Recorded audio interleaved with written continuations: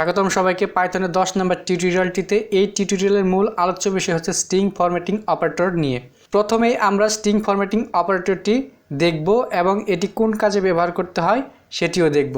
দেখেন এখানে আমি লিখে দিয়েছি পাইথনে string formatting operator modulus S হিসেবে অপারেটর ব্যবহার করা হয়। খেয়াল করেন এখানে কিন্তু সিঙ্গেল কোটেশনের ভিতরে আমরা কিন্তু মডুলাস চিহ্ন ব্যবহার করেছি, তারপরে একটা এস চিহ্ন ব্যবহার করেছি।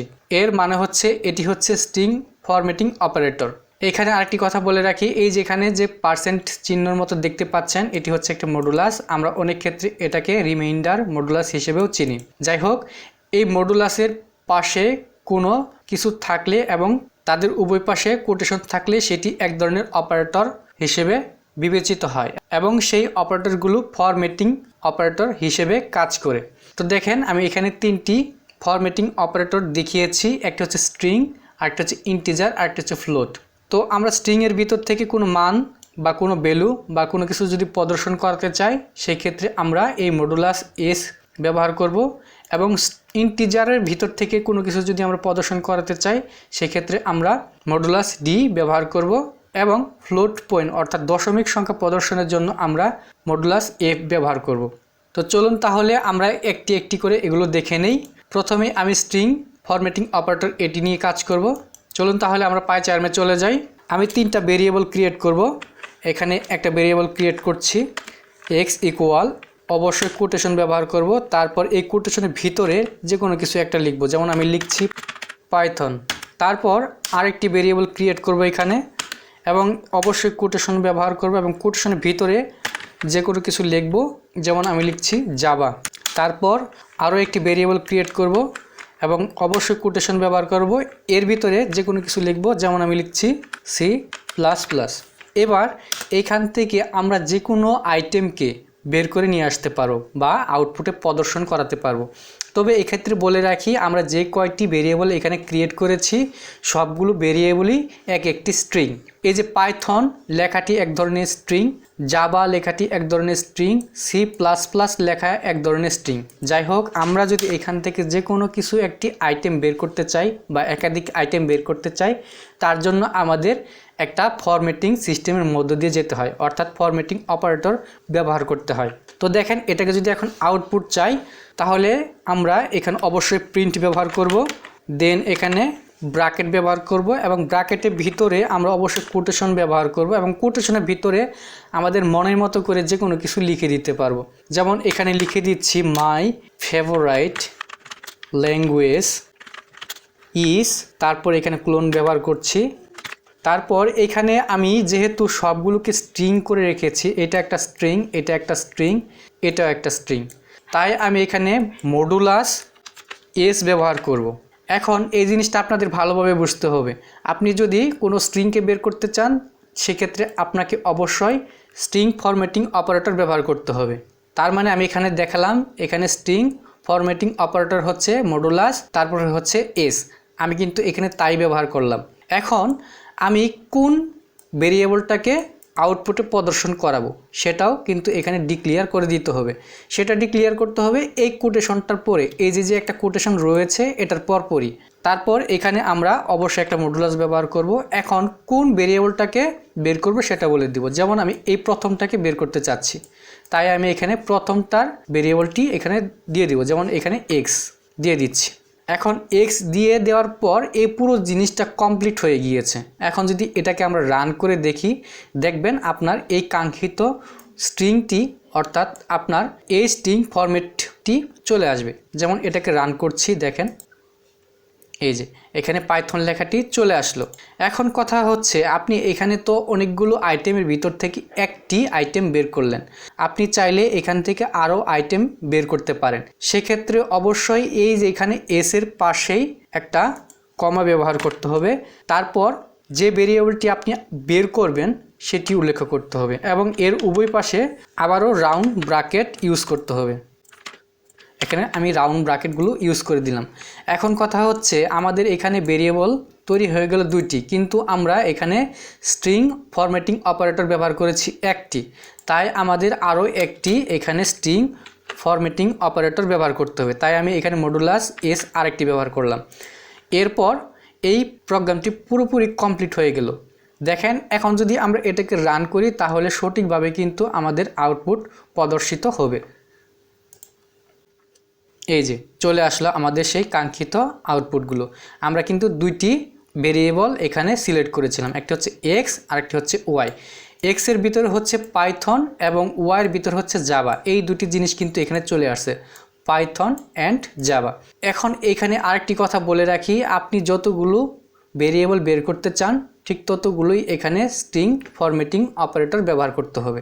যেমন ধরেন আমাদের এখানে ভেরিয়েবল রয়েছে দুইটা, সেক্ষেত্রে আমরা যদি এখান থেকে একটা স্ট্রিং ফরম্যাটিং অপারেটর ব্যবহার করি সেক্ষেত্রে কিন্তু আমাদের আউটপুট সাধারণতভাবেই এরর দেখাবে। দেখেন এটাকে যদি এখন রান করে দেখি, এরর দেখাচ্ছে, তার মানে আমাদের এখানে যে কয়টি ভেরিয়েবল ডিক্লেয়ার করব সেই কয়টি স্ট্রিং ফরম্যাটিং অপারেটর ব্যবহার করতে হবে। এই যে আমরা যদি এখন রান করি এইভাবেই আমাদের সঠিকভাবে আউটপুট দিয়ে দিবে। এবার আমরা আরও দুটি ফরম্যাটিং অপারেটর সম্পর্কে জানার চেষ্টা করব।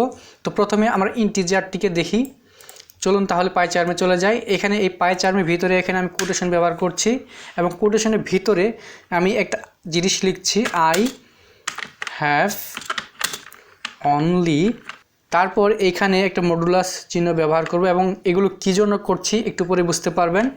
ডি ব্যবহার করছি, তারপর মডুলাস এস ব্যবহার করছি এবং তারপরে এই কোটেশনের পাশেই আমরা আরও একটি মডুলাস চিহ্ন ব্যবহার করছি এবং এখানে একটি রাউন্ড ব্র্যাকেট ইউজ করছি। রাউন্ড ব্র্যাকেটের ভিতরে আমরা একটা জিনিস নিব, ইন্টিজার আইটেম নেব, তারপর আমরা এখানে স্ট্রিং নিব, স্ট্রিংয়ের ভিতরে আমরা লিখব টাকা। এখন এই জিনিসের ভিতরে লক্ষ্য করলে দেখতে পাবেন দুইটি আইটেম রয়েছে, একটি হচ্ছে পূর্ণ সংখ্যা আর একটি হচ্ছে স্ট্রিং। এখন এই পূর্ণ সংখ্যাকে তো আমরা ইন্টিজার হিসেবে চিনি এবং এই স্ট্রিংকে আমরা স্ট্রিং হিসেবেই চিনি। দেখেন আমরা এই পূর্ণ সংখ্যার জন্য ইউজ করব মডুলাস ডি এবং এই স্ট্রিং এর জন্য ইউজ করব মডুলাস এস। এটা আমরা কিন্তু এখানে দেখিয়েছিলাম। দেখেন ইন্টিজার বা পূর্ণ সংখ্যার জন্য মডুলাস ডি এবং স্ট্রিং এর জন্য মডুলাস এস। এবার এখানে আমরা যদি এটাকে প্রিন্ট চাই তাহলে দেখেন আমরা কিন্তু এখান থেকে প্রপারভাবে আউটপুটটি পেয়ে যাব। এই যে আমাদের এখানে আউটপুটটি চলে আসলো, আই হ্যাভ অনলি 1000 টাকা। এখন এখান থেকে যদি আমরা যে কোনো একটি ফরম্যাটিং অপারেটর বাদ দিই সেক্ষেত্রে কিন্তু আমাদের প্রোগ্রামটি এরর দেখাবে। দেখেন এটাকে যদি এখন রান করি এরর দেখাবে, কারণ আমাদের এখানে যতগুলো ভেরিয়েবল ডিক্লেয়ার করা থাকবে ঠিক ততগুলো এখানে ফরম্যাটিং অপারেটর উল্লেখ থাকতে হবে।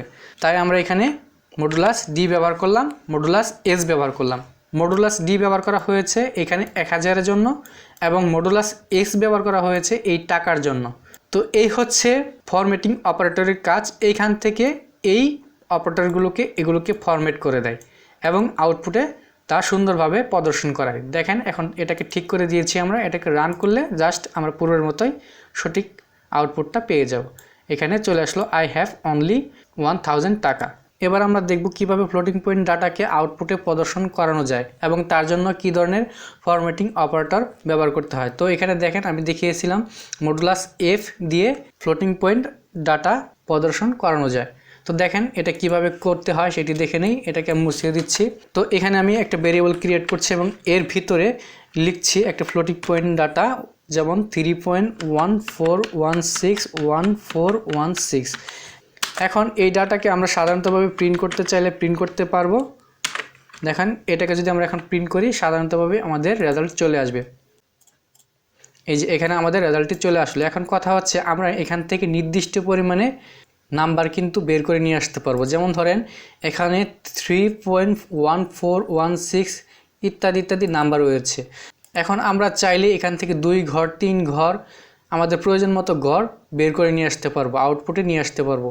তো এই জন্য একটি নিয়ম রয়েছে, এই প্রিন্টের ভিতর প্রিন্ট ফাংশনের ভিতর অবশ্যই কোটেশন ব্যবহার করতে হবে, তারপর এখানে অবশ্যই একটা মডুলাস চিহ্ন ব্যবহার করতে হবে, তারপর এখানে অবশ্যই একটা ডট ব্যবহার করতে হবে। আমরা এখন যত গড় নিয়ে আসবো আউটপুটে তত গড় উল্লেখ করতে হবে। যেমন আমি এখানে চাচ্ছি 1 এবং 4কে, তো 1 এবং 4 দুইটি গড় রয়েছে এখানে, তাই আমি এখানে 2 ব্যবহার করছি। এবং যেহেতু এই ধরনের ডাটা হচ্ছে ফ্লোট পয়েন্ট ডাটা অর্থাৎ দশমিক ডাটা, তাই এখানে আমি এফ ব্যবহার করব। তারপর এখানে এই কোটেশনের পাশেই আরেকটি মডুলাস ব্যবহার করব। তারপর আমরা যে ভেরিয়েবলটা ধরেছিলাম বা ক্রিয়েট করেছিলাম সেটি দিব, সেটি হচ্ছে এক্স। দেওয়ার পর এই প্রোগ্রামটি পুরোপুরি কমপ্লিট হয়ে গিয়েছে। এখন যদি এটাকে আমরা রান করি আমাদের সেই কাঙ্ক্ষিত ফলটি পেয়ে যাব। দেখেন এখানে সেই আমাদের কাঙ্ক্ষিত ফলটি চলে আসলো, অর্থাৎ দশমিকের পরে 2 ঘর পর্যন্ত, অর্থাৎ 2f। আমরা যদি এখানে 3 দেই সেক্ষেত্রে কিন্তু আমাদের 3 ঘর প্রদর্শন করবে। যেহেতু আমরা 2 দিয়েছি তাই আমাদের 1 এবং 4 প্রদর্শিত করে দিয়েছে। দেখেন 3.14 এটা প্রদর্শিত করে দিয়েছে। তো আমরা এখন যদি এখানে 3 বা অন্য কিছু দিয়ে দেখি সেটা কিন্তু আমরা পেয়ে যাব। দেখেন এটাকে যদি এখন রান করি এখানে কিন্তু আমরা 3 দিয়ে দিলাম। এখন যদি এটাকে রান করি এই যেখানে আমাদের 3 ঘর পর্যন্ত প্রদর্শিত করে দিল, অর্থাৎ দশমিকের পরে 3 ঘর পর্যন্ত প্রদর্শিত করে দিল। মূলত এইভাবে ফ্লোট পয়েন্ট ডাটাকে প্রদর্শিত করতে হয়। তবে আমাদের এই টিউটোরিয়ালের মূল আলোচ্য বিষয় ছিল ফরম্যাটিং অপারেটর নিয়ে, এবং তার ভিতরে বিশেষ করে স্ট্রিং ফরম্যাটিং অপারেটর নিয়ে, এটি নিয়ে আলোচ্য বিষয় ছিল। কিন্তু আমরা আরও 2টি অপারেটর দেখে ফেললাম। যাই হোক, ভিডিওটি আমি এতক্ষণ পর্যন্তই রাখবো। আর ভিডিওটি যদি আপনাদের ভালো লেগে থাকে তাহলে অবশ্যই একটি লাইক করে দিবেন, আর চ্যানেলটিকে অবশ্যই সাবস্ক্রাইব করে দিবেন।